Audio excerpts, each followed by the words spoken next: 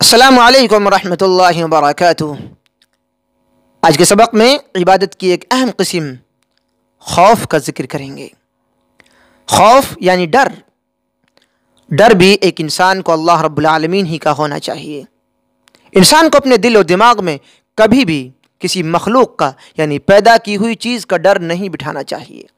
آفتیں آئیں، بلائیں آئیں، مصیبتیں آئیں، پریشانیاں آئیں، ان تمام گھڑیوں میں ایک انسان کو اپنے رب سے جڑنے کی ضرورت ہے، اس رشتے کو مضبوط کرنے کی ضرورت ہے۔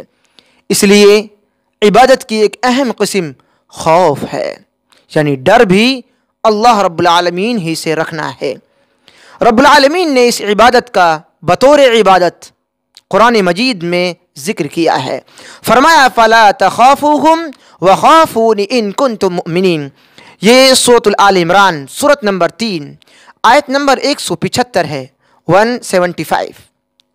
اللہ رب العالمین نے فرمایا فَلَا تَخَافُوهُمْ، تم انسانوں سے نہ ڈرنا۔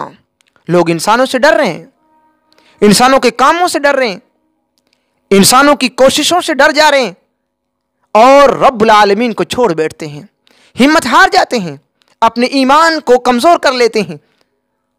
رب العالمین نے فرمایا فَلَا تَخَافُوهُمْ، تم انسانوں سے نہ ڈرنا، انسانوں کی جد و جہد و قربانیوں سے نہ ڈرنا، وہ میری تدبیروں کے سامنے ناکام ہو جائیں گی۔ فَلَا تَخَافُوهُمْ، مجھ پر ایمان رکھنا ہے، یقین رکھنا ہے، کانفیڈنس رکھنا ہے، دعا اتنی مانگنی ہے، اس انداز میں مانگنی ہے کہ آپ کی دعا قبول ہو جائے۔ اور ڈر کو دماغ میں ہمیشہ بسانا ہے تو اللہ کا بسانا ہے، کسی اور کا ڈر نہیں بسانا ہے۔ فَلَا تَخَافُوهُمْ، تو انسانوں سے نہ ڈرنا، وَخَافُونِ، اور مجھ سے ڈرنا، ان کنتم مؤمنین، اگر تم مومن ہو۔